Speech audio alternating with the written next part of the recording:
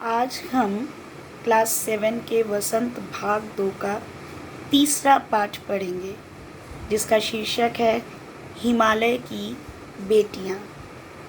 ये एक निबंध है, यानी एसे, और इस निबंध को लिखने वाले का नाम है नागार्जुन। यानी ये एक लेखक हैं, निबंधकार हैं और एक बहुत अच्छे कवि भी हैं। क्या नाम है? नागार्जुन। तो पाठ की शुरुआत इस तरह से होती है कि नागार्जुन अब तक समतल भाग में, यानी हमारे भारत के ही प्लेन लैंड्स में, प्लेन्स, ठीक है, उन्हें आप इंडो गैंजेटिक प्लेन्स भी कह सकते हैं, ठीक है, ऐसे समतल भागों में कई जगह पर नदियों को देखते आए हैं।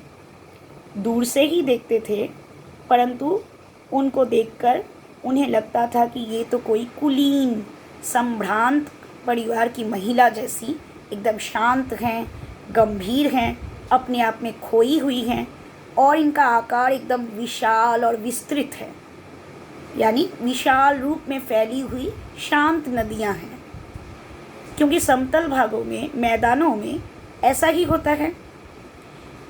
उन नदियों को देखकर, उस रूप में देखकर उनके प्रति नागार्जुन के दिल में आदर और श्रद्धा के भाव जागते थे। उन्हें ऐसा लगता था कि ये नदियाँ केवल कोई नॉन लिविंग थिंग नहीं है, जड़ नहीं है, बल्कि ये भी माँ, दादी, मौसी, मामी की तरह हैं, जिनमें ममत्व है, यानी ममता है और सुकून, सुरक्षा नागार्जुन अनुभव करते थे। यानी जिस तरह से माँ, मौसी की गोद में एक बच्चे को ममता और सुकून, सुरक्षा, इन सब का अनुभव होता है, तो नदियों की गोद में भी या नदियों की धारा में डुबकी लगाकर भी उनको ऐसा ही अनुभव हुआ करता था। परंतु अब जब नागार्जुन हिमालय पर चढ़े, हिमालय के कंधे पर, यानी थोड़ी ऊंचाइयों पर चढ़े, तो उन्होंने नदियों को कुछ और ही रूप में देखा। वे हैरान हो गए कि यही बड़ी, विस्तृत, शांत, गंभीर नदियाँ कितनी दुबली पतली हैं पहाड़ों से जब निकल रही हैं। हाँ, जैसे यमुना, सतलुज, पर मैदानों में जब उतरती हैं तो इतनी विशाल कैसे हो जाती हैं। और पहाड़ों में जब ये नीचे मैदानों की तरफ उतर रही होती हैं तो ये कल कल शब्द करती हैं, ठीक है, उछलती कूदती हुई, खिलखिलाकर हंसती हुई, एकदम छोटी बच्ची की तरह, किसी लड़की, छोटी युवा भी नहीं, बच्ची की तरह अटखेलियाँ करती हुई, कई भावभंगी यानी हाव भाव करती हुई, उल्लास यानी प्रसन्न होती हुई वो नीचे उतरती हैं मैदानों में। पर मैदान में आकर उनकी यही प्रसन्नता कहाँ गायब हो जाती है, ये हंसी, ये भावभंगी कहाँ गायब हो जाती है, ठीक है। तो आज भी नागार्जुन जब किसी लड़की या किसी कली यानी फूल के बड को देखते हैं तो भी उनको इतना कौतूहल और विस्मय नहीं होता जितना कि हिमालय की इन बेटियों को देखकर होता है। यानी कि इन पहाड़ी नदियों को नागार्जुन ने हिमालय की बेटियां माना है, जो कि पहाड़ों में अपनी बाल लीला करती हैं, यानी बचपन की लीला, ठीक है। अब ये नदियाँ इतनी तेज़ तेज़ कहाँ भागी चली जा रही हैं? उनका लक्ष्य क्या है जिसके लिए वो इतनी बेचैन हैं? वो अपने महान पिता विराट हिमालय के प्रेम को पाकर भी और किसका प्रेम पाना चाहती है? उनका हृदय क्या पिता के प्रेम से भी तृप्त नहीं है? वो इतनी अतृप्त हैं, तो कौन होगा जो उनकी प्यास मिटाएगा? ये नदियाँ जो हैं, ये बंजर बर्फीली पहाड़ियों से होते हुए आगे बढ़ती हैं। बंजर पहाड़ियाँ यानी नंगी पहाड़ियाँ कहाँ हैं? नंगी यानी बंजर, यानी जिनमें कोई वेजिटेशन नहीं होता। छोटे छोटे पौधों से भरी घाटियाँ भी हैं, वैलीज़, जहाँ छोटे छोटे पौधे हैं, वेजिटेशन है।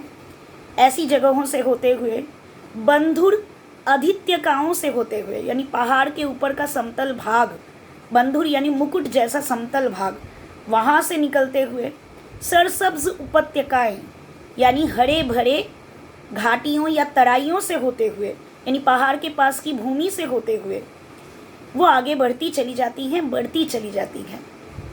ये सब है उनका लीला निकेतन। निकेतन यानी घर, यानी उनकी बाल लीला करने का स्थान। अब खेलते खेलते ज़रा दूर चली गई, जहाँ पर देवदार, चीर, सरो, चिनार, सफ़ेदा, कैल आदि पेड़ों के जंगल हैं।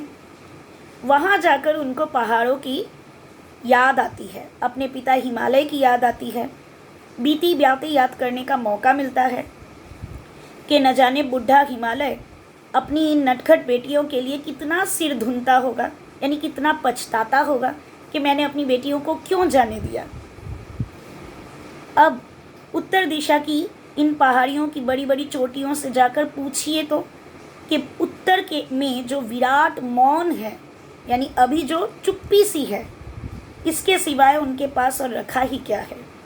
उत्तर में मौन ही मौन है, क्योंकि ये पहाड़ बोलते नहीं, कोई आवाज़ नहीं करते, परंतु इनसे निकलने वाली नदियों से या उनके उछलने कूदने से, खिलखिलाकर हंसने से जो आवाज़ें आती हैं, वही इन पहाड़ों को मतलब एक प्राण, पहाड़ों में जीवन लाती है, प्राण लाती है। ठीक है, तो आज ये पहाड़ मौन है, नदियों के बिछड़ने से उदास है। अब इन पहाड़ों से निकलने वाले दो बड़ी नदियाँ हैं, सिंधु और ब्रह्मपुत्र। दोनों के नाम पुल्लिंग है, सिंधु और ब्रह्मपुत्र। और ऐतिहासिकता और महत्व के तौर पर भी इनको हमने नदी नहीं बल्कि नद माना है, यानी नदी का पुल्लिंग माना है।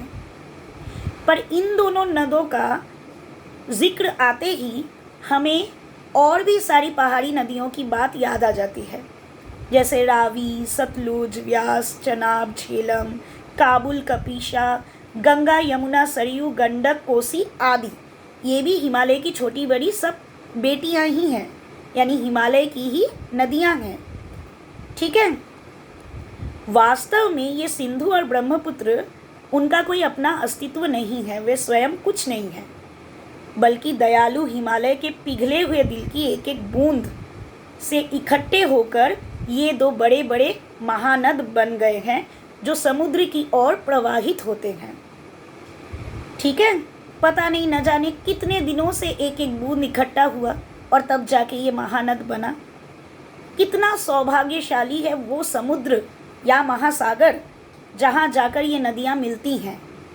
क्योंकि वो क्यों सौभाग्यशाली है? क्योंकि पर्वतराज हिमालय की दोनों बेटियों का हाथ थामने का उनको मौका जो मिला, श्रेय मिला, इसलिए सागर को सौभाग्यशाली माना गया है, या लेखक ने माना है ऐसा। अब जिन्होंने मैदानों में इन नदियों को देखा होगा, ठीक है, उनके ख्याल में शायद ही ये बात आ सके कि बूढ़े हिमालय की गोद में बच्चियां बनकर ये कैसे खेलती हैं, अटखेलियाँ करती हैं। जैसे माँ बाप की गोद में नंग धड़ंग होकर बच्चे या बालिकाएं बचपन में अपने बाल लीलाएं करती हैं।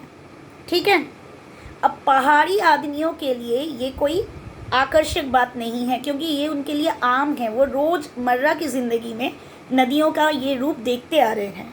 परंतु जो लोग मैदानों से या समतल भूमियों से पहाड़ों में घूमने जाते हैं, ऐसे सैलानी यानी ऐसे पर्यटकों के लिए ये बड़ा ही आकर्षक दृश्य है।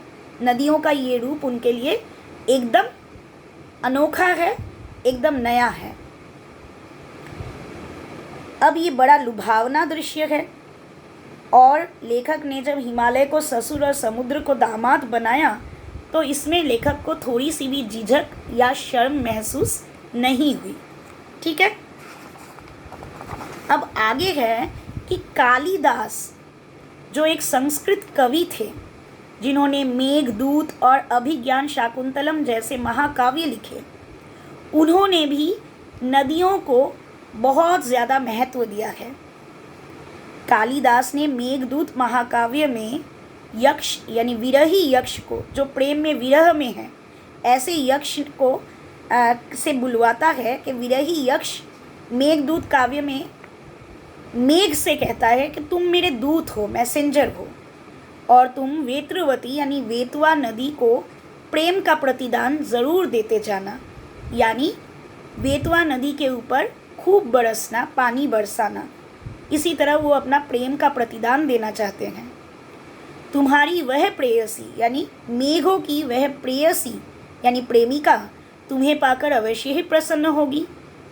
ये बात इन चंचल नदियों को देखकर मुझे अचानक याद आ गई और सोचा कि शायद उस महाकवि को भी नदियाँ बहुत ही पसंद आती होगी, इसीलिए नदियों को उन्होंने हमेशा रूपक के तौर पर इस्तेमाल किया। दरअसल जो भी कोई नदियों को पहाड़ी घाटियों और फिर समतल आंगनों के मैदानों में अलग अलग रूप में या अलग अलग शक्लों में देखता है, जुदा जुदा शक्लों में देखता है, वो ही इस नतीजे पर पहुंचता है कि नदियाँ एक तरफ तो समतल मैदानों में कितनी शांत हैं, खोई खोई हैं, गंभीर हैं, संभ्रांत महिला की तरह, शिष्ट या कुलीन वंश की महिला की तरह, परंतु यही नदियाँ पहाड़ी घाटियों में या पहाड़ों में कितनी ही अलहड़ हैं, अटखेलियाँ करती हुई, एकदम किलकारियाँ भरती हुई उछलती कूदती हैं बालिकाओं की तरह। काका कालेलकर ने नदियों को लोक माता माना था या माना है। लोक माता यानी वो माता जो अपने बच्चों को हमेशा उनके कल्याण के लिए, हित के लिए कुछ ना कुछ करती है। बच्चा चाहे उनका नालायक ही क्यों ना हो, ठीक है, वो बच्चा चाहे जिस तरह से कोई बच्चा अगर माँ को दुख पहुँचाए फिर भी माँ कभी बच्चों की अवहेलना नहीं करती, उसी तरह से ये नदियाँ भी इंसानों द्वारा जनसंख्या बढ़ने के बाद प्रदूषण बढ़ा और इंसानों ने नदियों को दूषित करने में कोई कसर नहीं छोड़ी। इसके बावजूद भी नदियों ने कभी भी इन इंसानों का हित ही चाहा, कभी इनकी हानि नहीं चाही, ठीक है। विद्युत के उत्पादन यानी बिजली बनाने में या फिर सिंचाई या रोज़मर्रा की ज़िंदगी में पानी का जिस तरह से इस्तेमाल होता है, या सारे गांवों और शहरों की जो गंदगियां हैं ये इन नदियों में ही तो प्रवाहित होती हैं, या कल कारखानों की जो गंदगी है। तो इसी तरह से नदियां जो है अपने संतान के लिए हमेशा कल्याणकारी है, ये पवित्र हैं और एकदम माँ की तरह ही स्नेह से भरी हुई हैं, कभी भी अपने संतान का बुरा नहीं चाहती। इसलिए काका कालेलकर ने नदियों को लोक माता कहा है, ठीक है। परंतु लेखक कहते हैं माँ बनने से पहले इन नदियों को हम बेटियों के रूप में देखें तो ज़्यादा अच्छा होगा। क्या हर्ज है अगर इनको हम माँ ना मानकर बेटियाँ माने, और थोड़ा अगर हम सोचें तो हम इन नदियों को प्रेयसी के रूप में यानी प्रेमिका के रूप में भी देख सकते हैं, ठीक है। ममता का एक और धागा भी है, सिर्फ माँ ही ममता या स्नेह नहीं देती, बड़ी बहन या छोटी बहनें भी देती हैं, ठीक है। अपने बड़ी दीदी या बहनों को या अपने छोटे भाई या बड़े भाइयों को बहनें बहुत ज़्यादा ममता और स्नेह देती हैं, उनका बहुत ख्याल रखती हैं, केयर करती हैं। तो एक दिन ऐसा ही हुआ था कि लेखक नागार्जुन ने एक नदी को, सतलुज नदी को अपना बहन माना था, बहन का दर्जा दिया था। कैसे? एक दिन वो तिब्बत में थे, थोलिंग कहा गया है तिब्बत को। वहाँ उनका मन एकदम उदास था, तबीयत ढीली थी। एकदम सतलुज नदी के किनारे दोपहर के समय वे पानी में पैर लटका कर बैठे थे। थोड़ी ही देर में उन जल ने असर किया और उनका सारा शरीर और मन एकदम तरोताज़ा हो गया और वो गुनगुनाने लगे, जय हो सतलुज बहन तुम्हारी, लीला अचरज बहन तुम्हारी। अचरज यानी अपरंपार, तुम्हारी लीला तो एकदम अद्भुत है। हुआ मुदित मन हटा खुमारी, यानी मेरा मन तो तुमने एकदम मोह लिया और मेरी सारी खुमारी यानी मेरा सारा आलस्य हट गया। जाऊँ मैं तुम पर बलिहारी, मैं तुम पर निछावर जाना चाहता हूँ। तुम बेटी या बाप हिमालय, यानी तुम तो हिमालय की पुत्री हो, हिमालय तुम्हारा बाप है। चिंतित पर चुपचाप हिमालय, हिमालय सबकी चिंता करता है पर मौन है, चुपचाप है। प्रकृति नटी के चित्रित पट पर अनुपम अद्भुत छाप हिमालय, यानी अगर प्रकृति एक नटी है यानी नाटक कर रही है, नाटक की कोई नर्तकी है या कोई किरदार है, तो उसके पट पर यानी उसके दृश्य पर या पर्दे पर तुम चित्रित हो, या हिमालय की अद्भुत छाप जो है वो चित्रित है। जय हो सतलुज बहन तुम्हारी, यानी इसी तरह से सतलुज बहन मैं तुम्हारी जयकार करता हूँ, क्योंकि तुमने मेरे मन और तन को एकदम ताज़ा कर दिया है, मेरी सारी खुमारी, मेरा सारा आलस्य हटा दिया है, ठीक है। तो ये था आज का निबंध हिमालय की बेटियाँ। लिखने वाले का नाम है नागार्जुन। इससे जुड़े हुए सारे प्रश्नोत्तर, गद्यांशों पर आधारित प्रश्न और साथ में कुछ शब्दार्थ भी मैंने दे दिए हैं। ठीक है, वर्कबुक का और पाठ्य पुस्तिका के सारे इंपॉर्टेंट क्वेश्चंस उसमें हैं। आप अच्छे से पढ़िए और वर्कशीट को सॉल्व कीजिए।